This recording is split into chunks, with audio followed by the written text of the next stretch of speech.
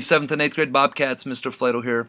Welcome back to another great week at the Helena Middle School. We only got a couple weeks left until the end of second quarter and the end of first semester. So this is time to kick it into fifth gear, put it into overdrive, make sure we're getting all our assignments in, getting our work turned in.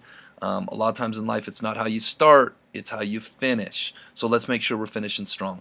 On this week's B.O.B lesson, I'm going to be talking about something very important called perception. We live in a vastly unique, different, diverse world where any given situation can be perceived a million different ways by a million different people.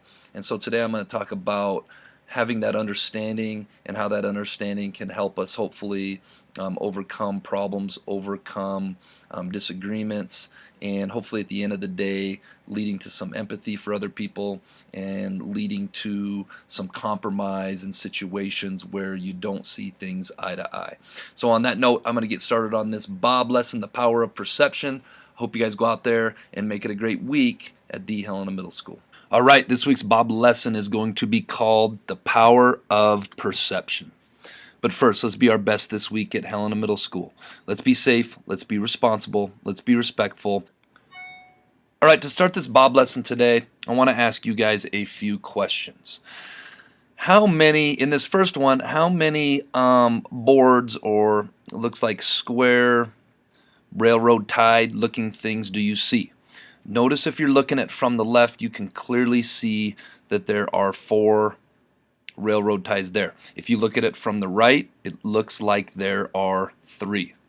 How about this one? An elephant here.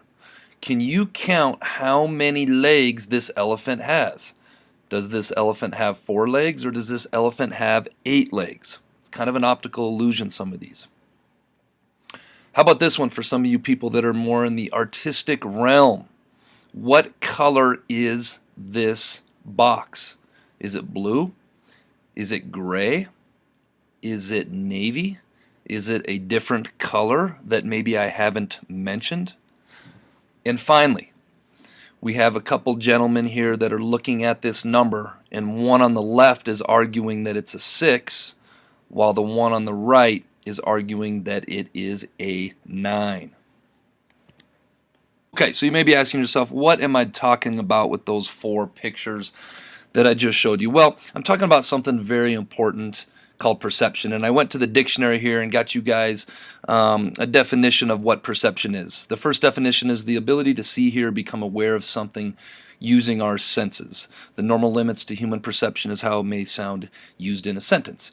The second definition is the state of being or process of becoming aware of something through the senses, the perception of rain. And my favorite definition, which I think best sums it up, is a way of regarding, understanding, or interpreting something, a mental impression.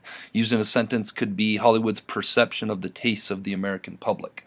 So what perception is it's using our senses to interpret something which ends up becoming our reality. And this is so important when we think about interacting with one another, when we think about taking information in and making our own decisions about what's what, who is who. And I'm going to talk about this a little bit more in the following slides as to why perception is so. One of the most powerful sayings is perception is reality. What do people mean when they say perception is reality? We live in a world where everyone is constantly using their senses to interpret and make their own reality using their perception.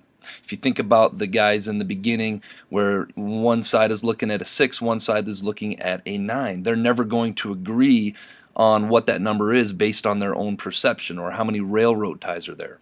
How people perceive a situation to be is going to become their reality. Well, where does this get us in trouble? This gets us in trouble because we're all unique, different, individual people. And when we come together and we have a disagreement on a situation, everybody has their own perception of the situation. And so many times we get in these arguments or we get in these interpersonal debates where we feel like we're beating our head against the wall trying to get the other person to see our perception or to see our point of view. And it's really tricky sometimes because each of us have our own perceptions, and those perceptions make our own reality. How they perceive you to be, how other people perceive you to be, is going to become their reality of how they view you. And that's super important to think about in terms of going through life and perception and how other people are viewing you and how that makes up their mind about. So knowing that we're all different, knowing that we all have different perceptions and those perceptions become our own individual realities, how can we use this information to grow as young people or to grow as human beings? The first thing we can do is we have to get to a point where we see life both through our own lens, that is our own perceptions about how things are, and the lens of others. When we can do this, this lends us to the understanding of other people. We should always try to see other people's point of views, where they're coming from, especially when we have disagreements, especially when friendships and relationships. In any sort of relationship, we have to have an awareness of how we see things through our perception and how we see things, how in many situations in life, other people's perceptions become their reality, even if their perception is different than yours. And where you guys may run into this a lot is with authority figures, maybe your parents, maybe your teachers. Your teachers perceive a situation being different than it is, and that's where coming back to my first bullet point is so very important.